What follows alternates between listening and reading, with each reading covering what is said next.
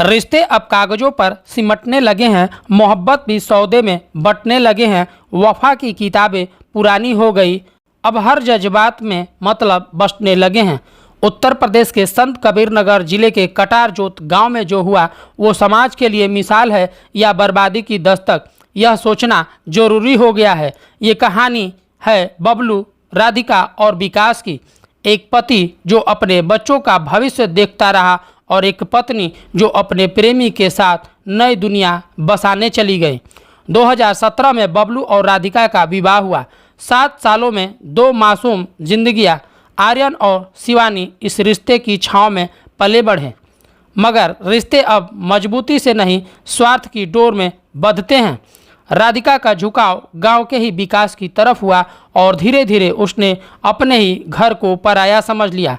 कल तक जो सिंदूर था अब बोझ बन गया, जो रिश्ता जिंदगी था अब कैद बन गया। मोहब्बत का ये कैसा नया दस्तूर है जहां वादों की उम्र कुछ लम्हों की मजबूरी है।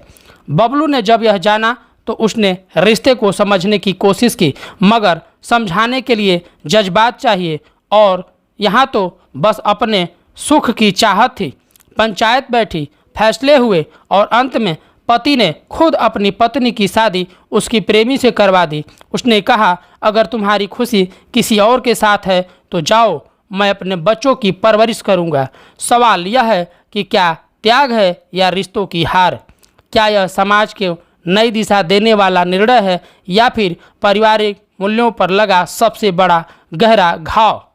कल तक जो 7 फेरे की शपथ ली थी अब कुछ दस्तावेज में सिमट गई। रिश्तों को अब मंदिर में नहीं, कानूनी ठप्पों से रूह मिल गई। समाज इसे प्रगतिशीलता मान रहा है, लेकिन क्या यह सच में सही संदेश है? जब एक माँ अपने बच्चों को छोड़कर चली जाती है, जब एक पति अपने रिश्ते को मिटाकर त्याग की मूर्ति बन जाता है, तो क्या यह प्रेम की जीत है या रिश्तों की सबसे बड़ी हार? आज मोहब्बत का मतलब आसान हो गया है, वादा निभाने का नहीं, छोड़ने का नाम हो गया है।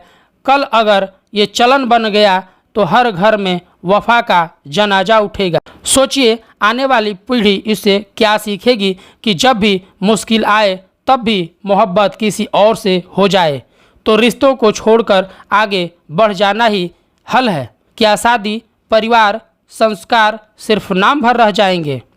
कभी इश्क इबादत था, अब खेल बन गया है। रिश्ते सहेजने की जगह सौदा बन गया है। अगर यही नया जमाना है तो फिर रिश्तों के मायने कहाँ रह गए? समाज को यह तय करना होगा कि यह नई परिभाषा सही दिशा में है या सामाजिक पतन की शुरुआत है। क्योंकि अगर यही रीत बन गई तो कल कोई भी रिश्ता टिकेगा नहीं, कोई बंधन सहेजेगा नहीं, और जब रिश्तों की नींव हिल जाएगी तो समाज का वजूद बचाएगा कौन? यह अपने आप में बड़ा सवाल है।